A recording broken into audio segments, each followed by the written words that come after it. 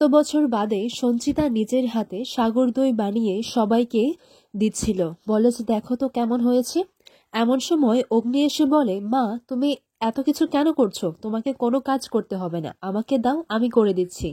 এরপর সঞ্চিতা বলে, না বাবা থাক, তোকে কিচ্ছু করতে হবে না, আর তাছাড়া এত বছর বাদে আমি বাড়ির পুজোর কাজে হাত দিয়েছি, তুই আমাকে এটুকুনি করতে দে, আর তুই তো সেই ছোট অগ্নিই রয়ে গেছিস। আচ্ছা নে, দেখ তো সাগর দইটা বানিয়েছি, বল তো কেমন হয়েছে। অগ্নি সেই সাগর দইটা খেয়ে বলে, সেই একই রকম স্বাদ। জানো তো মা, আমি অনেক চেষ্টা করেছি, কিন্তু তোমার মতো সাগর দই বানাতে পারিনি। তখন সঞ্চিতা বলে, কি করে হবে, এখানে তো ঘোরালে সেই খেজুরের পুরো গুড় দিতে হয়। এরপর এইদিকে সঞ্চিতা বলে, আচ্ছা মা, বাবা কোথায়, ওনাকে ডাকুন না।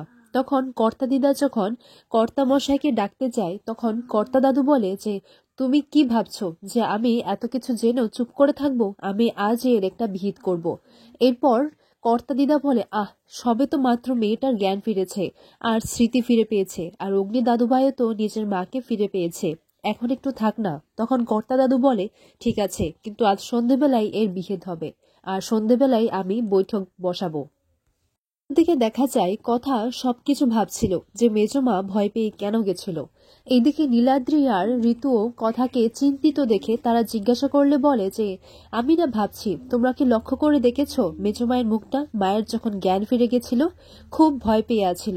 নীলাদ্রি বলে, হ্যাঁ আমিও ঠিক তাই লক্ষ্য করেছি। নীলাদ্রি বলে, তুই যদি মেজমাকে সন্দেহ করে থাকিস আর এটা যদি মডেল দিদিমণি জানতে পারে না, তাহলে তোকে আস্ত রাখবে না, আর এই তো এই বাঁশটা দিয়ে তোকে মারবে, বুঝতে পেরেছিস? আর তখনই কথা সেই বাঁশের মধ্যে হাতের ছাপ দেখতে পায়, আর বুঝে যায় যে সেটা মুগ ডালের ছাপ, আর এটা তো টাটকা। কথার মনে পড়ে যায় যে মুগ ডালের পিঠে তো মেজমা বানাচ্ছিল, আর কথার আর কিছু বোঝার বাকি রইল না।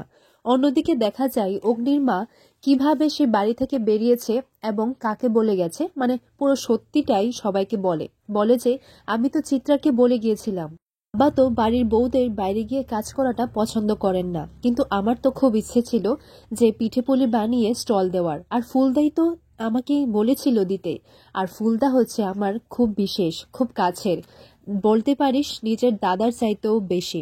এই কথাটা শুনে সবাই তো অবাক হয়ে যায়। এরপর কথা বলে যে, তাহলে মেজমাই হচ্ছে আসল অপরাধী। চিতা বলে, যেই আমি বাড়ি থেকে বের হয়েছিলাম তখন একটা গাড়ি এসে, তখন অগ্নি বলে, মা তোমাকে আর কিছু বলতে হবে না, আর আমি তোমাকে আর কোথাও যেতে দেব না। মাকে জড়িয়ে ধরে অগ্নি কাঁদতে লাগে। এরপর এইদিকে কথা বাইরে এসে চুপচাপ গুম হয়ে বসে থাকে, আর তখনই এভি আসে। এভি এসে কথাকে বলে যে, তুই এটা কি করে পারলি? তোর চেষ্টায় মা আজকে আমার কাছে ফিরে এসেছে, আর স্মৃতিও ফিরে গেছে, তুই কি করে পারলি কথা? অনেক কথাকে জড়িয়ে ধরে মনে মনে বলতে লাগে, আমি তোর উপর ডিপেন্ডেন্ট হতে চাই, তোর কাছে এলে আমার কিরকম একটা শান্তি লাগে। এটা কি শুধুমাত্র বন্ধুত্ব নাকি অন্য কিছু? মনে মনে ভাবতে লাগে, পাচক মশাই বাড়ি ফিরে তো আমাকে তো বাড়ি থেকে বের হতেই হবে, কারণ আপনি তো আপনার মায়ের পছন্দ করা মেয়েকেই বিয়ে করবেন, তারপর তো আমাকে যেতে হবে। একদিকে যেমন আনন্দ সুখ রয়েছে, কিন্তু অন্যদিকে আপনাকে হারাতে হবে সেটাই ভেবে আমার বুকটা খা খা করছে। আর এভি বলে যে, আমি কি কথাকে সত্যিটা বলে দেব? মনে মনে ভাবতে লাগে, আমি তো হসপিটালে ওকে আই লাভ ইউ বলেই ওর জ্ঞানটা ফিরিয়েছিলাম, এখন কি সেটা বলে দেব যে আমি এমনি বলেছিলাম? এভি যখন কিছু বলতে আসে তখন সে আর বলতে পারে না। কথা বলে, কিছু বলবেন পাচক মশাই? তখন এভি বলে না, আর এটা বলেই কথাকে জড়িয়ে ধরে। কথা অনুভব করে যে তার শরীরে পাচক মশাই সেই সুগন্ধি রয়েছে। এরপর কথা বলে যে, কথাগুলি তুমি এটা কি ভাবছো? তুমি জানো এটা কখনোই সম্ভব নয়, তোমাকে চলে যেতে হবে। পেছনে দেখা যায় চিত্রা তার ব্যাগপত্র নিয়ে বাড়ি থেকে পালানোর চেষ্টা করে, আর হঠাৎ করে কথাও দেখে নেয়। এইদিকে কর্তা দাদু বলে যে, তুমি বড় বৌমা করতে পারো, কিন্তু তুমি কি ভুলে গেছো সেই ছোট্ট অগ্নির কান্নার আওয়াজ, যে মা মা বলে চিৎকার করছিল? তখন কর্তা দিদা বলেন, না আমি ভুলতে পারিনি, কিন্তু ছেলেটা যখন মেনে নিয়েছে তাহলে আপনার মানতে আপত্তি কোথায়? তখন কর্তা দাদু বলেন, না, সে আমাদের বাড়ির মর্যাদা পেরিয়ে অন্য কারোর সাথে চলে যেতে পারে, সে এখানে থাকার যোগ্য কিনা সেটা তো আমাকে জানতেই হবে। চিত্রা বেরোনোর সময় সামনেই দেখতে পায় যে সেই খুঁটিটা রাখা আছে। তখন কথা সেখানে আসে, বলে যে, তুমি এই কাজটা করেছো তাই না? কারণ মুগ ডালের পিঠে তুমিই বানিয়েছিলে। তখন চিত্রা বলে, কথা সবসময় তুমি আমাকেই বন্দুকের সামনে কেন দাঁড় করাও? আর মুগ ডালের পিঠে কি আমি একা বানাচ্ছিলাম?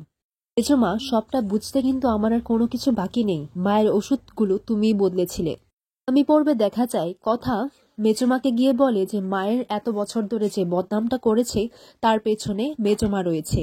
পর চিত্রা বলে, কি প্রমাণ আছে তোমার কাছে? কথা তখন কথা বলে, প্রমাণ আছে। এরপর ফুলদাকে ডাকে যে আপনি আসুন, আর ফুলদাকে দেখে অগ্নি অবাক হয়ে যায়, বলে যে আপনি?